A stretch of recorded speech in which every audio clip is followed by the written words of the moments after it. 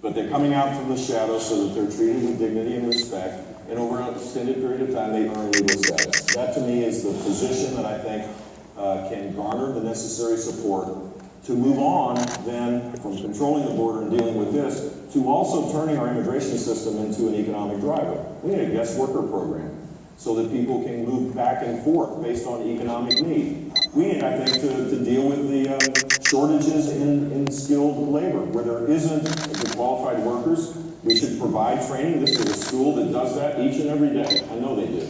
We should make sure that we provide support for everybody. In a growing economy, there's opportunities as well to create a legal system that is part of our economic prosperity and growth. In Spanish, you didn't ask me quite that question. No. But it's close enough. Well, let me add also in English. Do you see the Democrats as partners in gaining consensus or as enemies? I think there are enough Democrats that want to get this resolved with a new president. This president, I think, had the chance. Look, he had 60 votes right in the Senate, and he had a majority in the House his first 2 years. He promised to do it. He garnered significant support amongst Latinos in his first race, and crickets. I mean, like nothing happened. And I think you have to think that maybe there was a political motivation to keep this as a wedge issue. Well, I think it's run out of gas. I think people now want to get this resolved. And if I'm president, I will work to resolve this in a way that respects the immigrant experience, respects the rule of law, and creates a climate where we're serious about enforcing the border, but allows people a path to legal status. The other thing that might distinguish me from others in our party is I think that kids who come here with their parents who know their own, they should receive a different, a more accelerated status. I think Dream Act kids ought to be given the chance to earn citizenship, particularly if they serve in the military, graduate from high school, because they can make a contribution.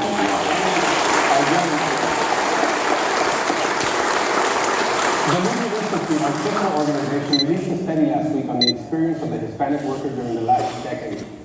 Found that the poor economy and sluggish recovery has affected Latinos more drastically than non-Hispanics. Specifically, Hispanics in the U.S. have experienced lower wages, higher unemployment rates, and reduced opportunities of maintaining full-time employment. What needs to be done to generate real, sustainable economic growth? I mean, this is the tragedy of this tepid growth that we're living in. I mean, you've all heard the term new normal. This is a term that now, in the postmodern world, we're just all have to accept 2% growth. I don't. I hope you don't either. 2% growth is not normal. 2% growth traps people in poverty. There's 6 million more people living in poverty than the day that Barack Obama got elected, and disposable income is down. Growth matters. Growth without economic growth, you're not going to get the first rung on the ladder. So who are the people that are held back when we're not growing? It's younger people. Younger people, which is disproportionately Latinos, right? It's people that are trying to gain skills to be able to get the first rung on the ladder. It's people that haven't been in the workforce that are trying to get into the workforce. Those are the people that lose with the tepid growth. It's people that are working part-time. It's people that are stuck in poverty. If we're serious about creating a right-to-rise society, then high growth has to be part of this.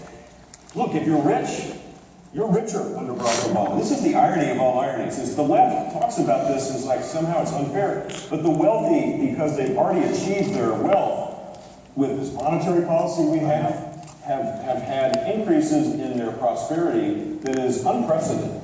And if you're poor, you receive financial benefits, but we're creating intergenerational poverty, where people are stuck. And if you're in the middle, you're getting squeezed.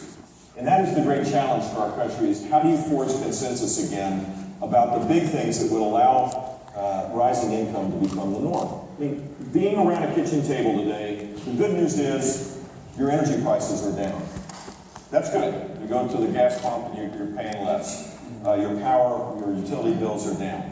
The bad news is you're likely to have flat or declining wages, and out of those wages, you're having to pay higher costs because of health care. You're falling behind. And we need to reform these things so that we can actually create more and more income for people to feel ambitious about their future rather than cautious about it. And people are losing their ambitions to strive for success. And I just think it's wrong. This country doesn't work when we are overly dependent upon a overly aggressive government.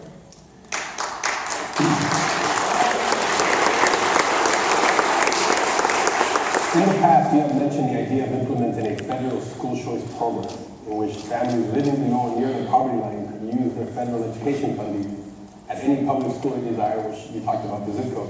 Up until now, school choice programs have only been implemented at the state level. What role should the federal government play in school choice? Well, there are a couple of ways you could do this. One way would be, let's take Nevada. Nevada has a incredibly ambitious program called the Education Savings Account. Your parents, it is one of a kind in the country. It is very provocative.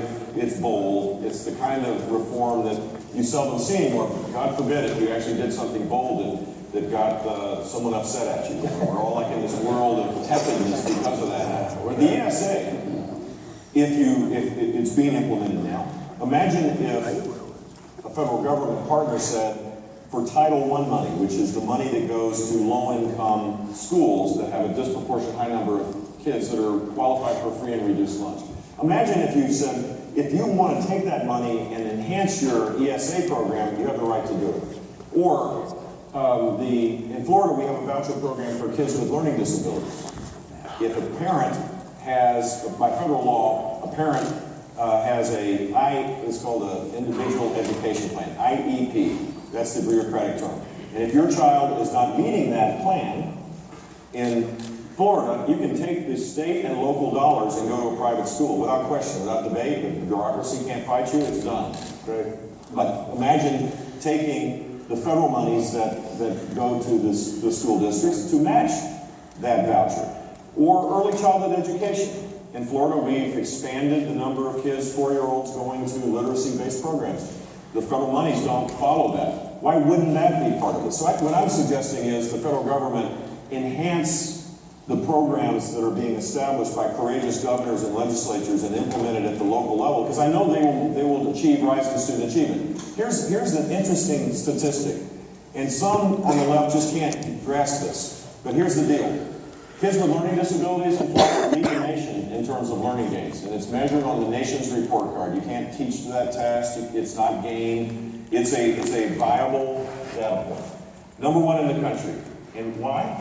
Because in our accountability system, kids with learning disabilities count. They count. Their learning gains are actually part of the grading of schools. And parents, if they're not satisfied, can send their kids to a private school.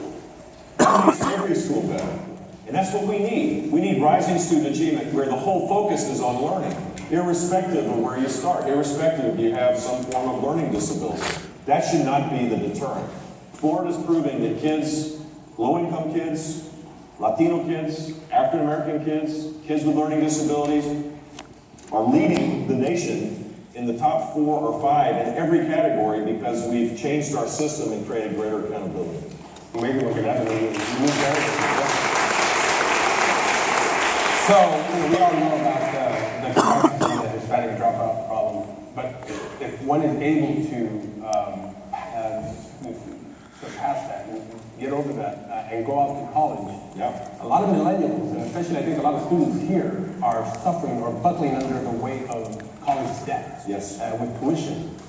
Some of them are being overwhelmed or are overwhelmed once they graduate. How did we get here and how do we reverse that trend? Well, one of the little treats in Obamacare was the nationalization of the student loan program, taken over by the federal government, with very little counseling, very little accountability, very little underwriting.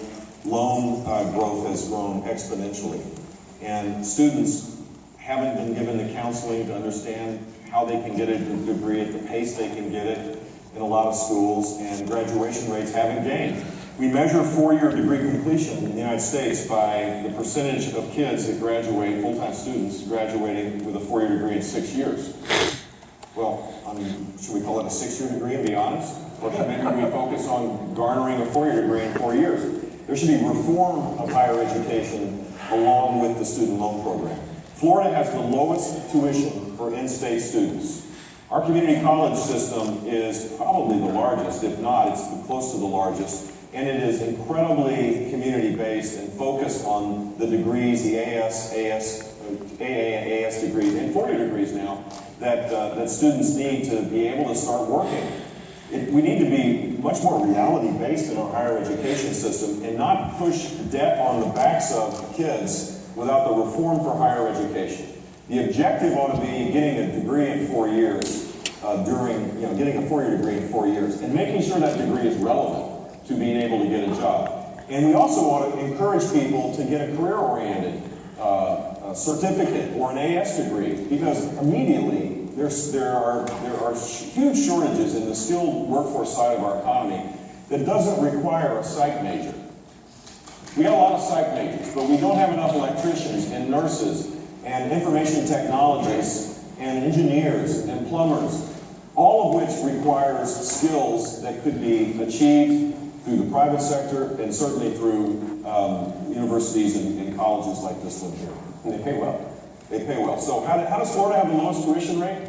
We have the most accountability, or probably top 3 or 4 accountability for our universities. If you don't have a degree completion percentage as you committed to the Board of Governors, you lose money. And the schools that do have that, they gain that money. And we're increasing the accountability side of this so it's performance-based. And so you have skin in the game. The universities have skin in the game, and they're seeing greater outcomes. We also keep tuition low. We have the largest prepaid program in the country. All of my grandkids, if they go to Florida schools, will have a prepaid program with a guaranteed rate. You can do this, and I think the federal government needs to get out of the way and allow for states to be able to innovate in this area. Thank you.